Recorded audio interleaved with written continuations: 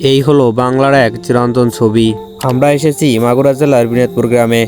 Binodpur degree কলেজের ঠিক পেছনের এই সুবিশাল ধানের মাঠে, শহর থেকে দূরে প্রাকৃতির কোলে, যেখানে জীবনের ছন্দ বাঁধা পড়ে মাটি ও ফসলের সঙ্গে। পরিচিত হোক এই মাঠের প্রাণ কৃষকের নামের সঙ্গে। ভোর হওয়া মাত্রই শুরু হয় তার সংগ্রাম। এই জমি তার জীবিকা নির্বাহের একমাত্র অবলম্বন। প্রখর রোদ বা আচমকা বৃষ্টি কোনো কিছুই তার কাজ থামাতে পারে না। বীজ বপন থেকে চারা রোপণ, সার দেওয়া, প্রতিটি ধাপেই তিনি ঢেলে দেন তার অক্লান্ত পরিশ্রম। প্রতিটি সবুজ পাতার পেছনে লুকিয়ে আছে তার কঠোরতা।